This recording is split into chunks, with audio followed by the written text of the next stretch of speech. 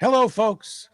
We are live on Facebook and the triumphant return of Aaron Larget-Caplan. According to Hello. the Washington Post, you're a superstar. I was reading all your blurbs, man. That's pretty nice. You're the real Thank you. deal. Thank you. It's been pretty sweet. It is. It's music, and Right. I'm blessed to be able to play it and have wonderful people listen and sharing it with me. I was doing some additional research on you, and you have a bachelor's in music, right? Is that what Yes. your Yeah. degree is? And you went to the conservatory and to UMass, right? No, I went to the New England Conservatory where I graduated, and then I studied with a Russian gentleman, Dmitry Goryachev, who was living in a triple decker in Dorchester, and he's now in Newton. And then for years, I studied. I was at his house 3 to 6 hours a week for 7 years, and then I teach at the University of Massachusetts Boston. I taught at Boston Conservatory. I teach privately. Now I have students in Europe and throughout the United States because of I'm teaching online like everybody else due to COVID. So yeah. Do you have any trouble staying sharp and keeping your chops up when you're not performing in front of people, or is it not a problem? It's interesting because the last concert I did was around the time we spoke in June. At the very end of June, I did a concert, and I haven't played in public since, or I haven't done anything live for people. And it is definitely a change. But as in the rigors of anything, I have my daily practice, which includes scales and different techniques that I have to do daily, and I love it. If I don't practice, my hands start to cramp, and so usually by about 4 o'clock in the afternoon, I'm like, my hands hurt. My wife looks at me and she goes, "Why haven't you practiced? Go practice. Leave me alone." And so it is different though when I haven't played in front of people. That's when I haven't gone 2 months without being in front of people in probably 15 years. So it is. I look forward to it, but I also know my heart's going to be beating quite fast when that happens. So Wow, yeah. So you have canceled all your gigs for the next year. Is that true? through 2020 for sure. A few of them, I have a couple that might be online in November, December, but the next possible live concert I have is in February in North Carolina. I'm supposed to go to Portugal in March and France and Germany in May, but everything, as for I think 98% of the population, is on hold. So I don't know if those trips will happen, but I know North Carolina will be online if it's not in person. Wow. Well, once again, I want to thank you because you're the real deal, and to have you hanging out with humble little old me, I really appreciate it. Oh, Let's. you're a blast to talk to, Bradley. How many of these It's kind of things do you do? like interviews and concerts like Yeah, this. yeah. Well, I've done a lot more since April. I'll tell you that. Most of quite a few of my concerts that were scheduled to be live in April, May, and June went online, and then the discussions or after concerts or interviews are also online. I have an event tomorrow night, technically Wednesday morning at 12:30 a.m. Boston time. That is actually for India, and I'm collaborating or joining. I think there's 6 musicians, and each of us have sent in our own 10 minutes of music about across the modal seas. And it just kind of shows how these languages can connect in different styles and different instruments. And that will be tomorrow night at 12:30 a.m., which is technically Wednesday morning because it's supposed to be live in India at 11 a.m. So, Wow. that this week is quite busy. And I have a few things scheduled for October and November, but I'm still working those out. But yeah, I would do this stuff as much as I can. Yeah, I like to share in the music, and that's what we do. So I'm and Ann Denning says no voice. No one else has said that.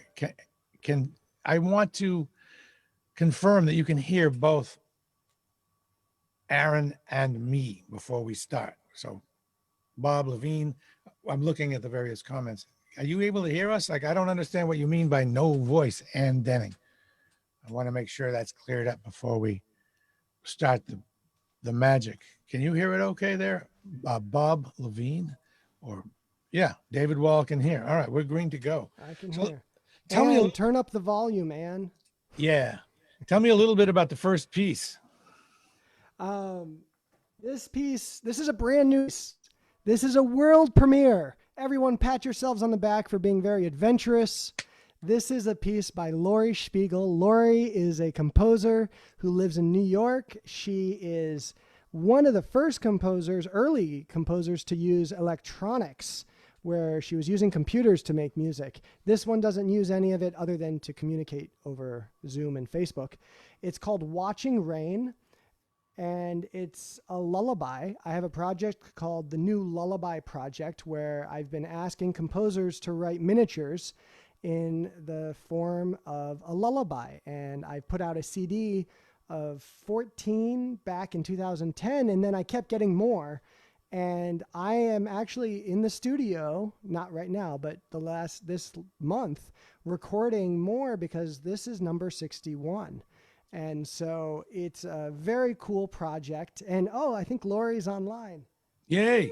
Oh, Yeah, there she now is. I'm nervous. Laurie. I'm nervous. So while people are listening, can they contribute to you? Because you're out of business, and this is That's very true. Thank you. Is there a way for folks to contribute?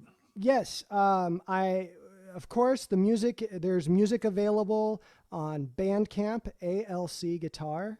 .bandcamp.com, or on Amazon, iTunes. Spotify is wonderful, but it really doesn't pay.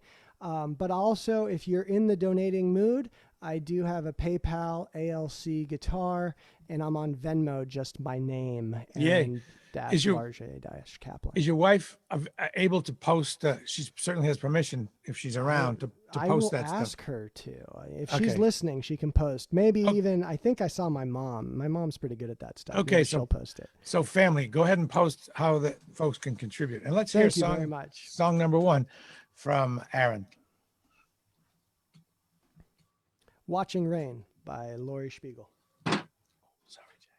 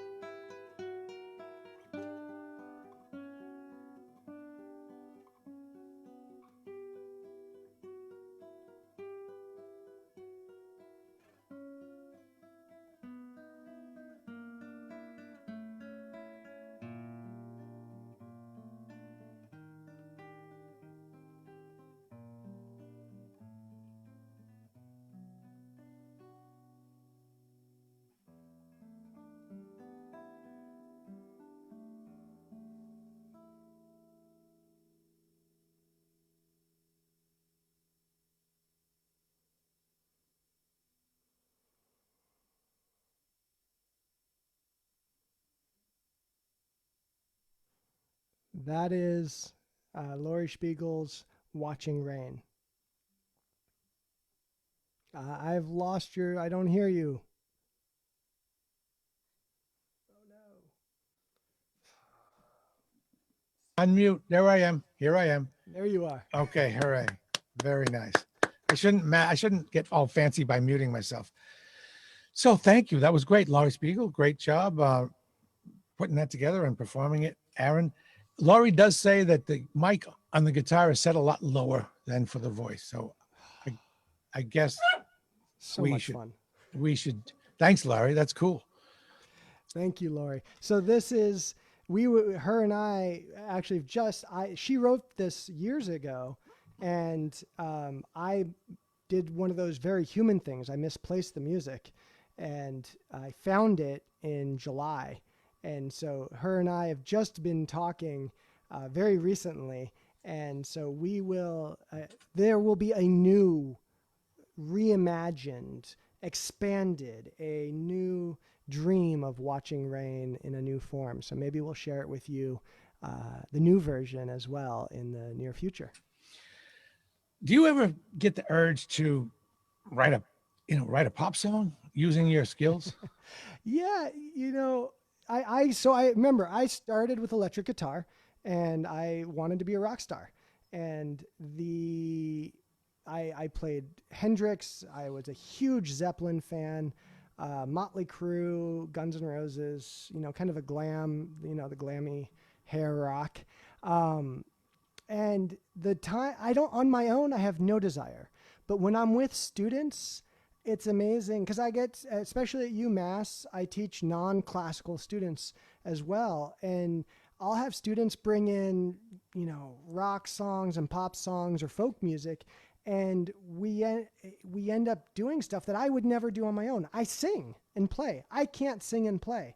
But with a student, I don't know what it is in the brain. I'm supposed to be teaching them something, and I will demonstrate.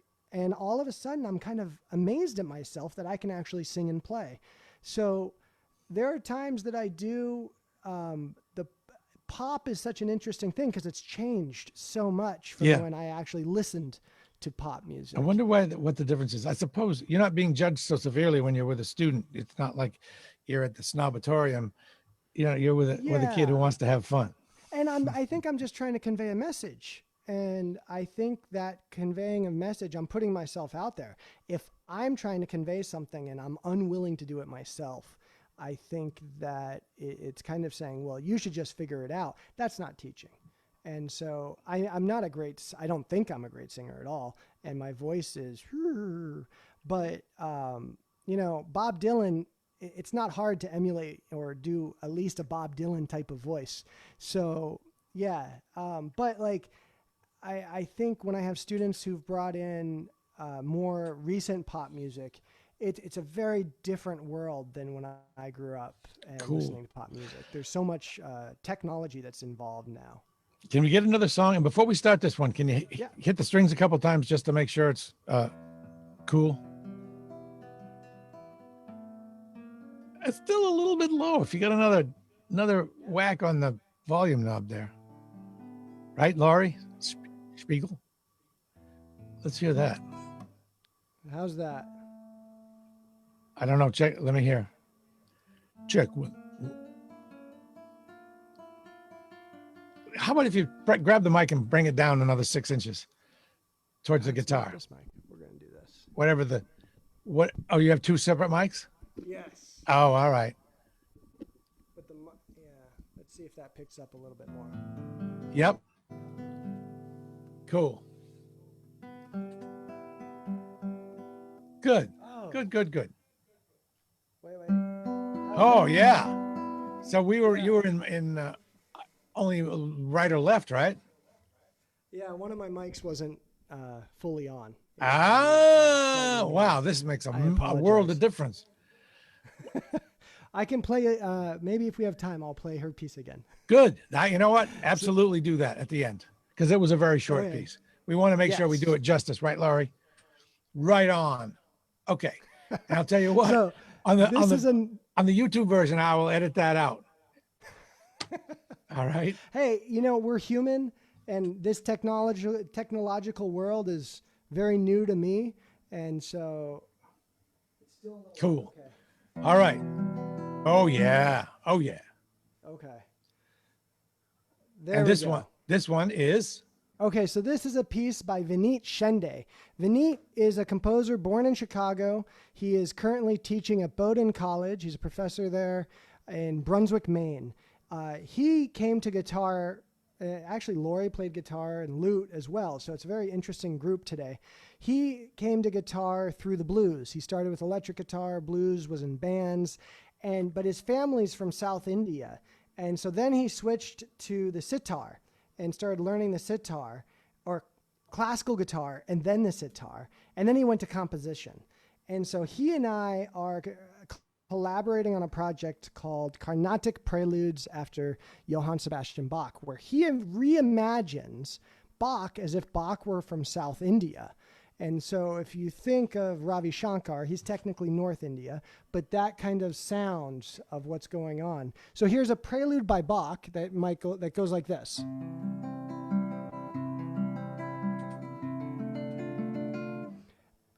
Vin reimagines that in the language of Carnatic music. Oh wow. So this is a piece that is a fusion of the West, Germany and the US, and the East, South India. And it's a really cool project. We're going to do 12 total. I think we've done 5. And I arrange the Bach, and then he sends me his Bach reimagined. So this is the Carnatic Prelude number 1 after Prelude 1 by Johann Sebastian Bach. Aaron Larget-Caplan, folks.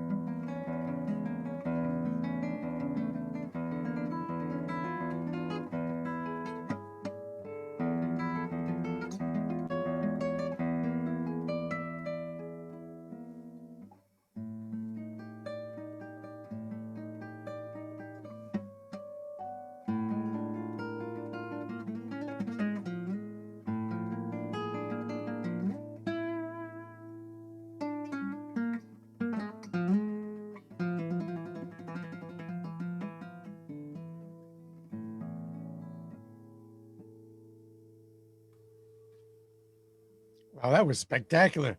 Degree of difficulty on that one looked pretty high to me. Was that hard? Yes. Vin has a way of writing music. I've worked with him on a few pieces, and he writes it, and then I get kind of angry at him, and he apologizes. And I'm like, why? But can you play it? And he goes, yes, but at half tempo. That's why you're here. And he challenges me. And I love new music. For those who don't, or might be intimidated by contemporary music and composers, that's one reason I started the new lullaby project, because who's afraid of a lullaby?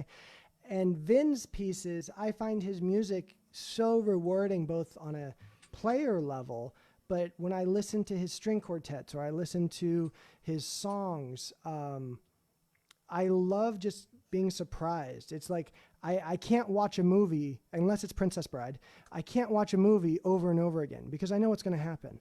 And I'm very much like that with music. I want to be surprised, but not shocked, but just, oh, what is that? What's that new feeling? And I try and bring that to listening to my life as much as I can. So, yeah. Is your wife a musician as well?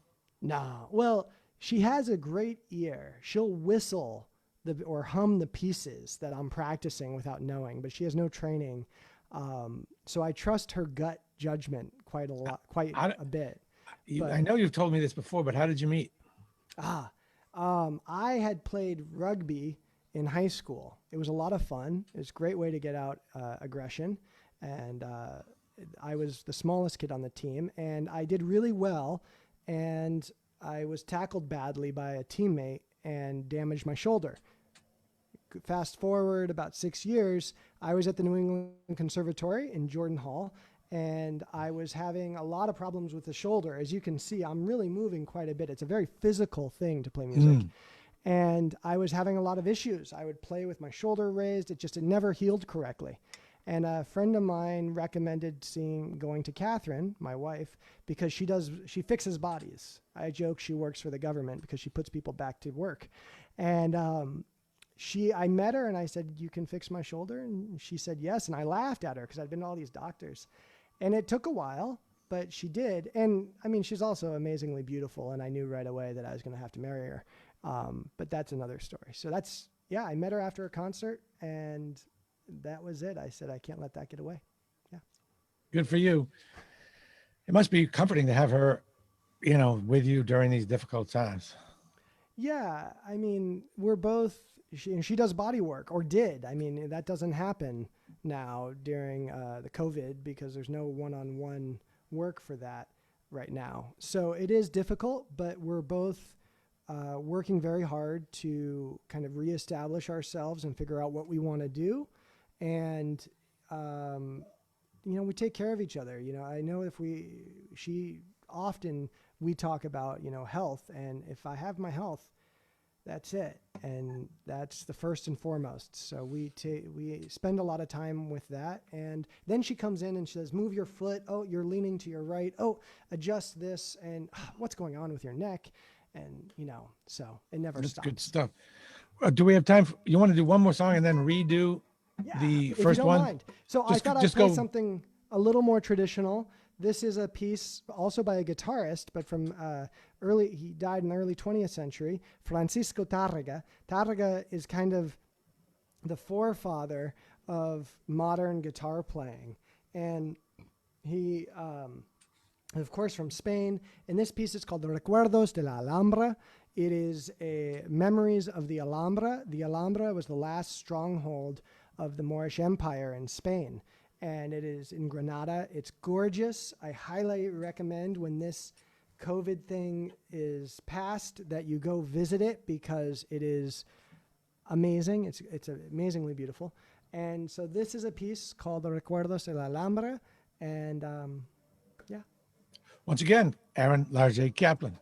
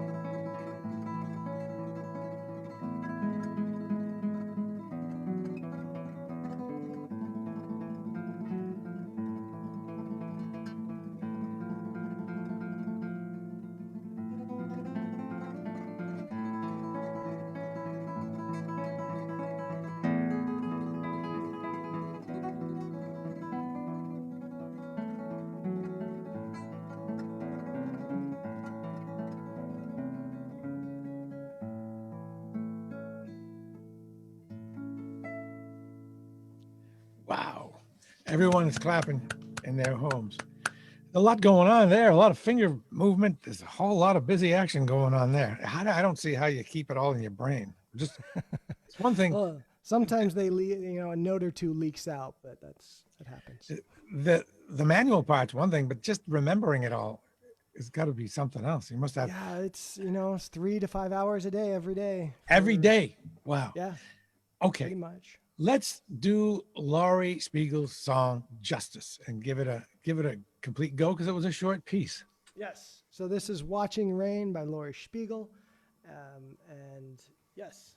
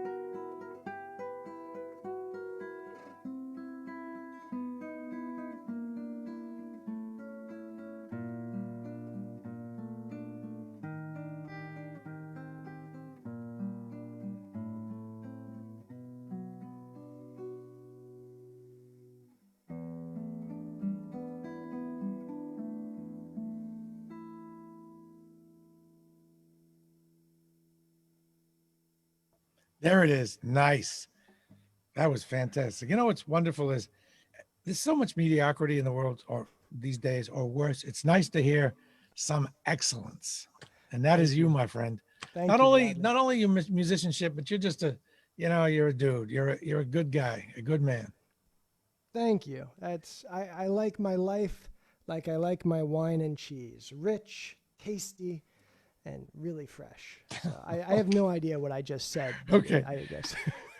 And thank you to your wife for all that she does. And thank you to Laurie Spiegel for Yes. composing that and being part of the audience and all. It's difficult for me to thank you enough. People really, it matters to people.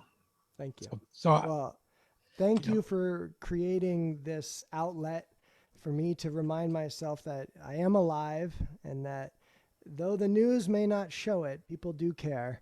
And it is a part of what we do. So we all are in this together, and hopefully we all get out of this together. And as all the sound issues, don't worry. When you come and see the concerts live, right, it is so much better. It just that yes, much better. and that you will. So thank you again very much. And folks, Aaron practices 3 to 5 hours a day, and we don't want him to have to do that for free. So if anybody's in a donating mood, they have posted how you can donate, and I welcome them to post again. And before you go, are there records you can buy or recordings, Yes, MP3s? You can go right online right now and get them. If you Google my name or go to Amazon, iTunes, Spotify, Bandcamp is really cool. They give the largest percentage to artists. But you can also subscribe on YouTube to my video channel. You can see some old videos with dancers and a number of lullabies as well. Right. And of course, on Facebook. But stay tuned if you want to find out about my upcoming concerts, new recordings, and publications. You can contact me through my website or on Facebook and Twitter. But there will be more, and I'm looking at a couple of different things to do some more live stuff online, maybe a weekly session of, how does the guitar work? How do I take care of my nails? That type of thing. How do I grow hair? All that kind of stuff. And so be in touch, and I'll be back here, Bradley. I mean, I'm always, you call and I'll say yes. I love working. Thank you. And folks, you know what would be a great help to both Aaron and me is if you share this not only with friends, but research groups that are relevant, like musical groups, Facebook groups, and share it with those folks. That would be a huge help. If you got nothing to do and you want to be a super helper, you could do that. Thanks, everyone. Thank you very much. Bye now.